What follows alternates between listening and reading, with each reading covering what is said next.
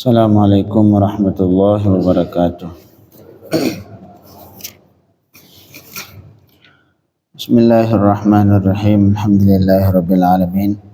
Wa sallallahu ala sayyidina Muhammadin wa alihi wa sahbihi ajma'in.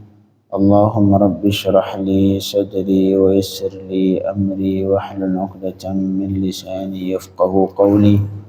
Allahumma rabbi zidna ilman warzuqna fahma. Allahumma 'allimna ma yanfa'una wanfa'na bima 'allamtana birahmatika ya arhamar rahimin.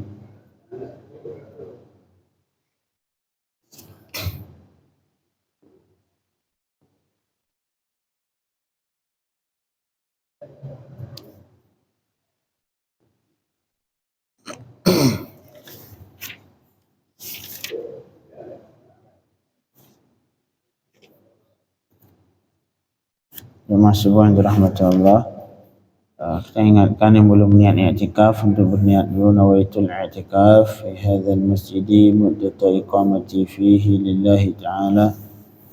Sahaja aku beriktikaf di masjid ini karena Allah Subhanahu wa ta'ala.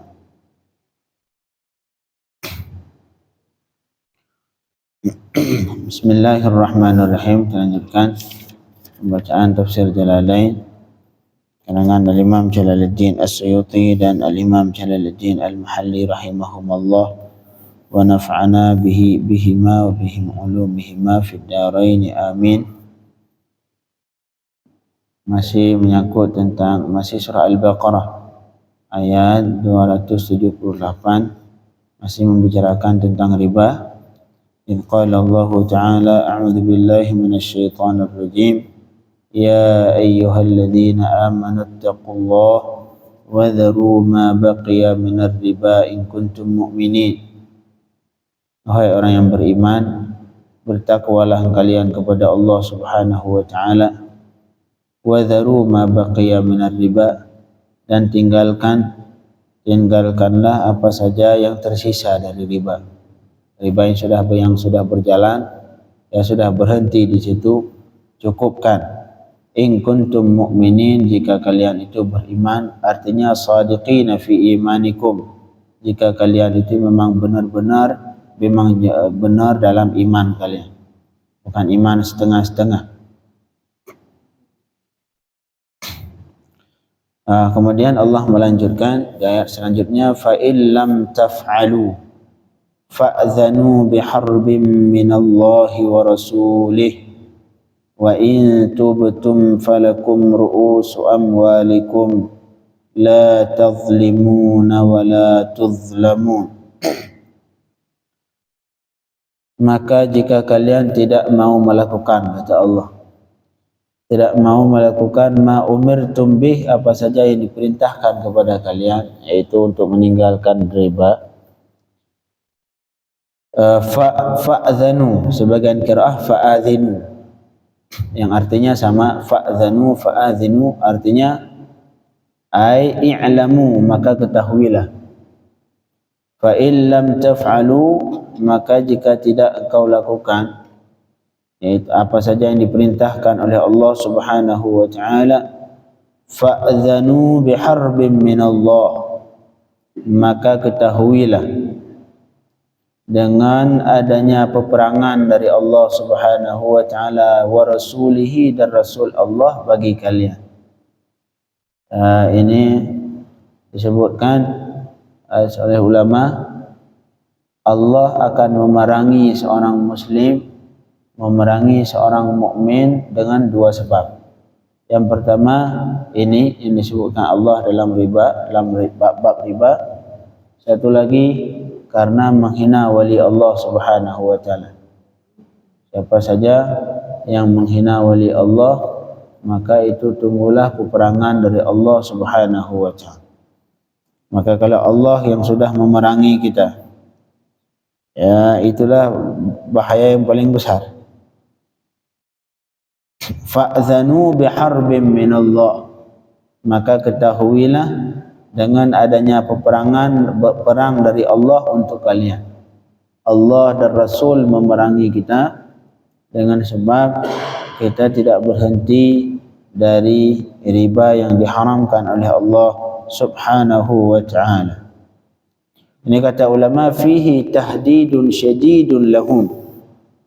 Dalam di ayat ini terdapat tahdid, ancaman yang sangat kuat bagi yang melakukan, yang tidak berhenti dari riba. Fihi tahdidun syadidun lahum. Ini ayat ini mengandung ancaman yang sangat kuat untuk mereka yang tidak mau berhenti dari riba.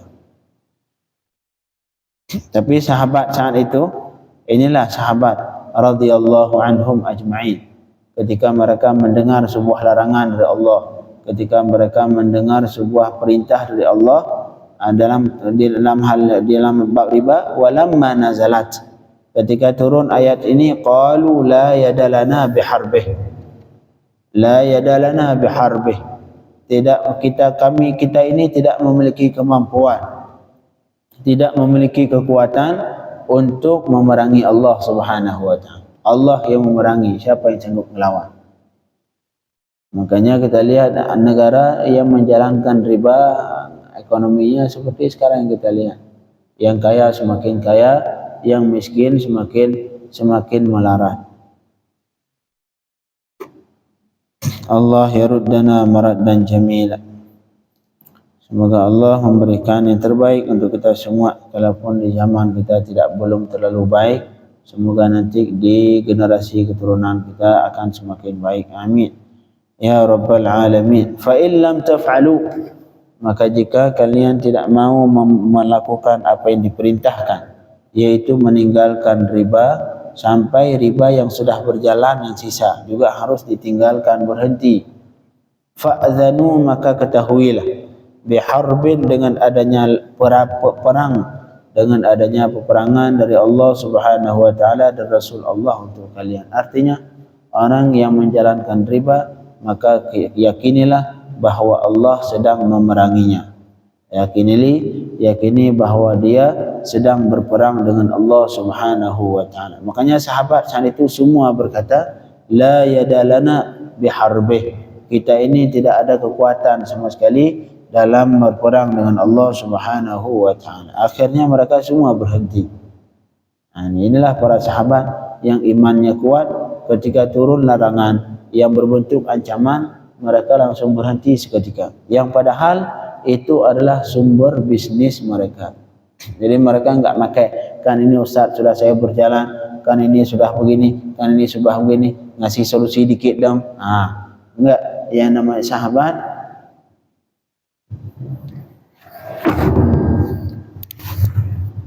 ketika turun larangan dari Allah Subhanahu wa ta'ala, seketika itu mereka berhenti dengan serentak, walaupun itu adalah sumber utama dari pendapatan mereka. Seperti khamar. Khamar adalah minuman yang paling mereka sukai. Ketika datang larangan, semua berhenti menumpahkan semua khamar-khamar yang mereka miliki di rumah. Kemudian ketika riba, Allah larangkan, turun larangan riba, padahal itu adalah sumber pendapatan mereka. Tapi ketika turun larangan dari Allah, ketika itu juga mereka berhenti dari melakukan riba. Itulah keimanan para sahabat radhiyallahu anhum ajma'in.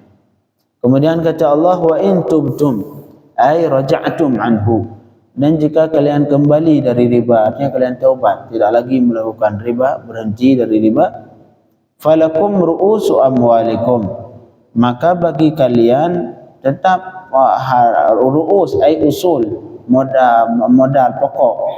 Falakum ru'usu amwalikum, maka bagi kalian tetap yang pokok dari harta kalian, yang pokok tetap kembalikan. Misalkan ngutang 1 juta, walaupun nanti harus bayarnya 1,5 juta, yang 1 juta tetap kembalikan. Ribanya jangan.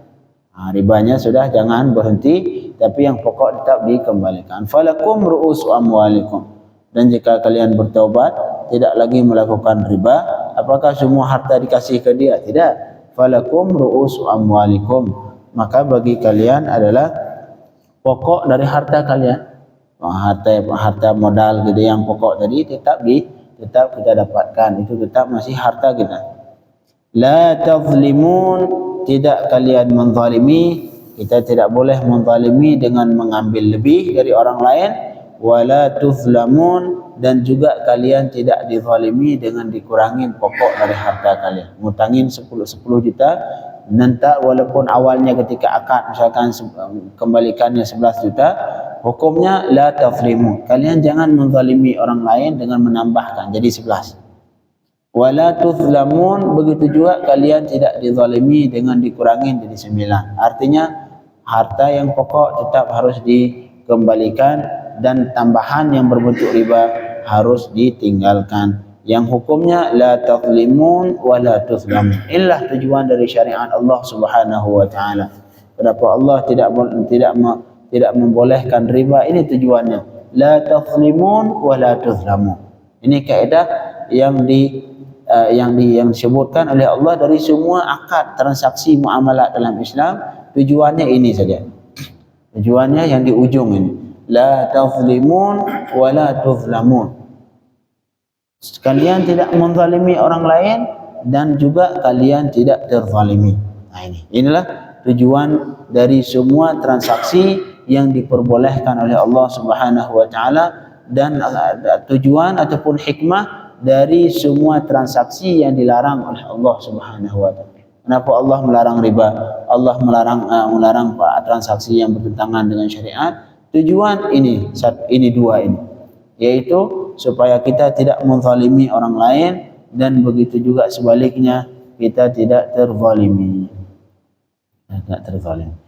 Wa in tubtum, dan jika kalian bertaubat berhenti dari riba, falakum ru'usu amwalikum, bukan berarti harta kita yang pokok tidak dikembalikan, tidak, itu tetap masih milik kita. Silahkan tagih yang sisa utang kita yang pokok. La tazlimun, kalian tidak menzalimi orang lain dengan kita tambahkan, dengan adanya tambahan.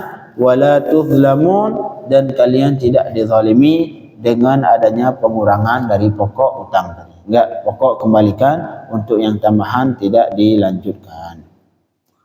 Inilah tujuan dari riba, tujuan dari diharamkan riba, supaya kita tidak menzalimi orang lain.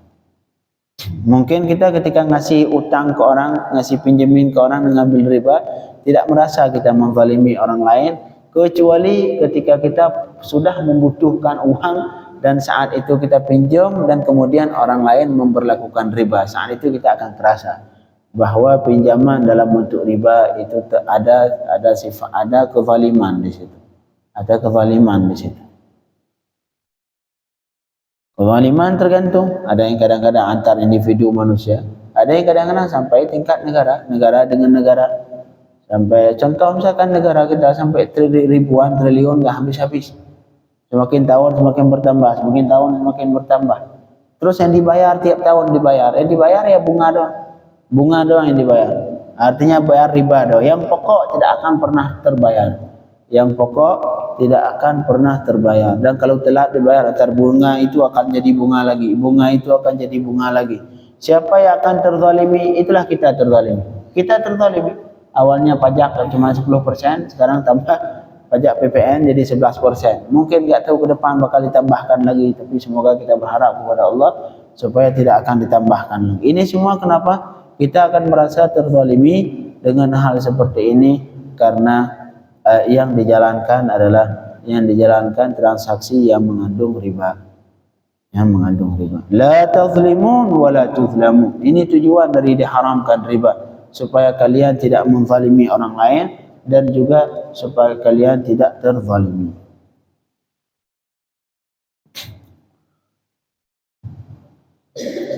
Kemudian Allah lanjutkan ketentuan dalam berhutang, dalam pinjam meminjam. Ini ketentuannya.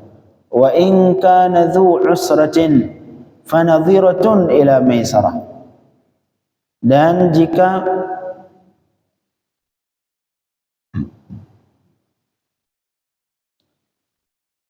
jika terjadi yang hutang sama kita itu adalah orang dalam keadaan miskin, artinya tidak memiliki kemampuan untuk membayar hutang, padahal hutangnya sudah jatuh tempo,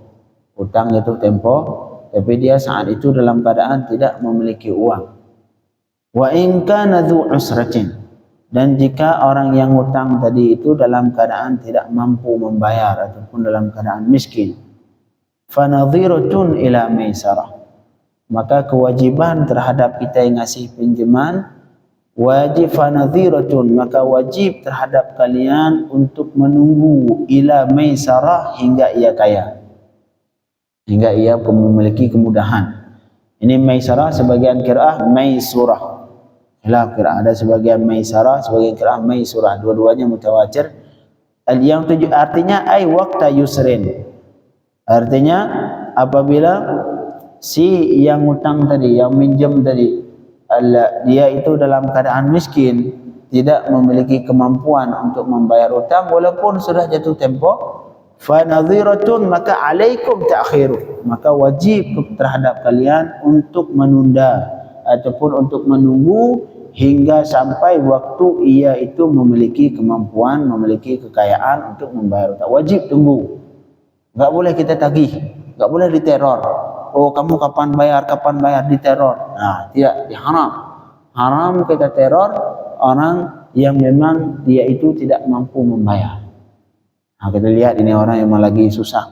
Kalaupun kita tagih, dia juga bakal tidak ada. Apalagi sampai kadang-kadang kita paksain dia, kamu harus bayar hutang saya dengan cara kamu hutang sama orang lain. Oh, enggak boleh.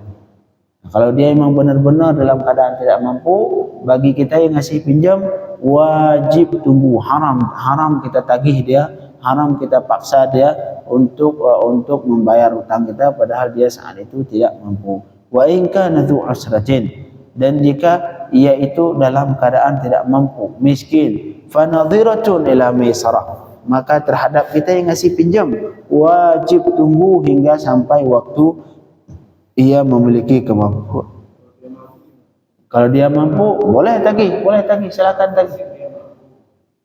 Ada misalnya mobilnya, motornya, dia nggak bayar, kita melakukan penyitaan terhadap.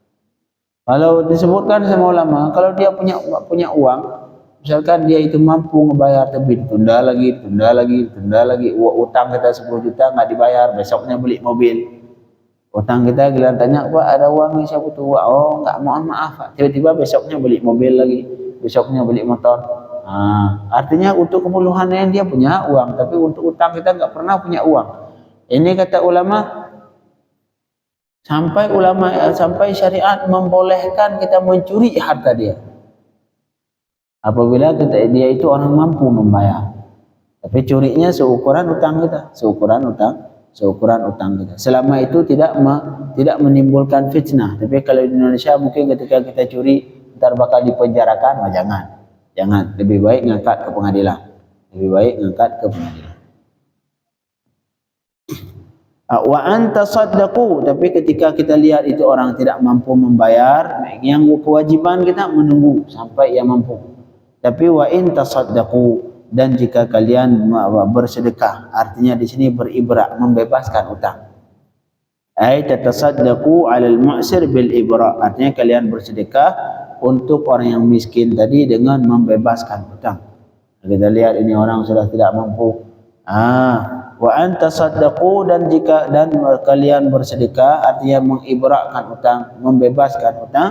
Khairul lakum, itu lebih baik bagi kalian, in kuntum ta'lamun, jika kalian itu mengetahui. Makanya disebutkan oleh ulama, salah satu hal yang hukum dasarnya wajib lebih besar pahala dari sunnah. Misalkan salat fardu dengan salat sunnah, pahala lebih besar salat fardu. Puasa fardu dengan puasa sunnah, puasa fardu lebih besar dari puasa sunnah. Kecuali beberapa hal, salah satunya ini, menunggu sampai ia kaya hukumnya wajib, fardu, wajib. Tetapi mengibra hukumnya sunnah. Mengibra dan membebaskan hutang dia hukumnya sunnah. Kalau ditanya lebih baik mana sekarang antara sunnah, yaitu membebaskan hutang bagi dia, dengan kita tunggu sampai ia kaya. Nunggu hukumnya wajib, membebaskan hukumnya sunnah. Di sini sunnah lebih baik. Di sini walaupun membebaskan itu sunnah, tapi hukumnya lebih baik daripada menunggu yang itu hukumnya wajib. Ya walaupun dah hukumnya dasarnya yang namanya fardu lebih baik dari sunnah, kecuali ini salah satunya.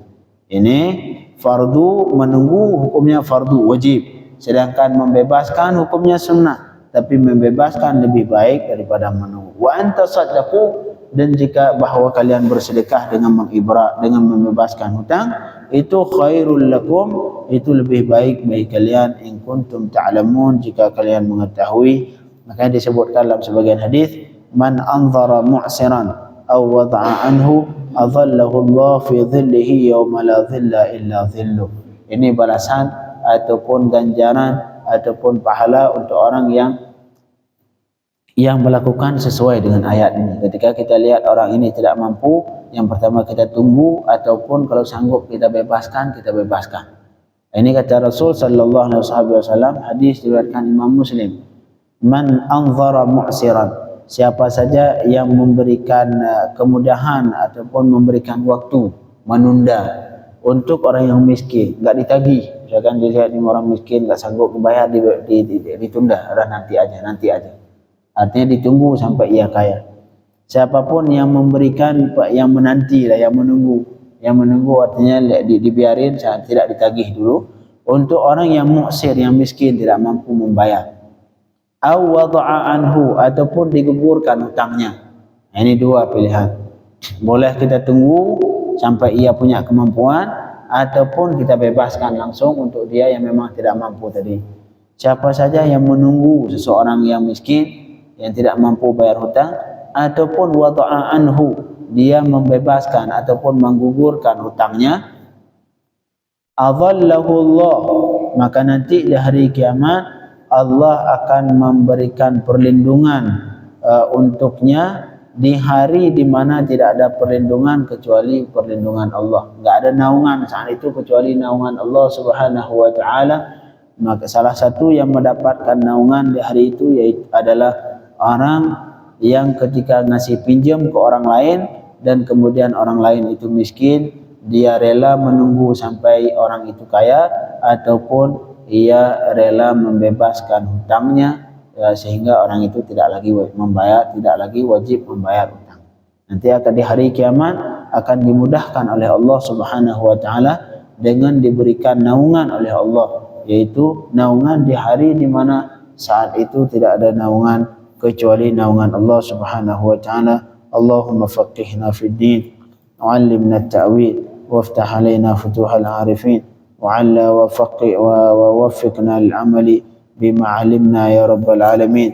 وصلى الله على سيدنا محمد وآله وصحبه وسلم والحمد لله رب العالمين.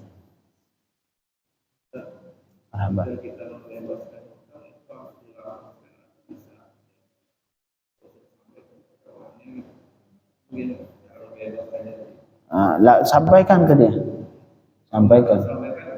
Kalau nggak disampaikan masih belum ibarat. Sampaikan biar dia tahu kita sudah membebaskan, sehingga dia tidak wajib lagi membayar.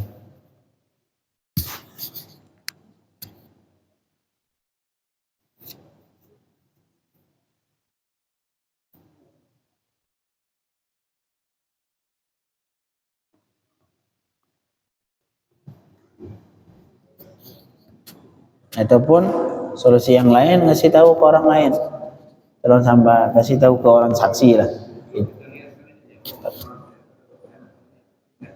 Untuk dunia belum, untuk di dunia belum bebas, tapi di akhirat bebas nanti insyaallah.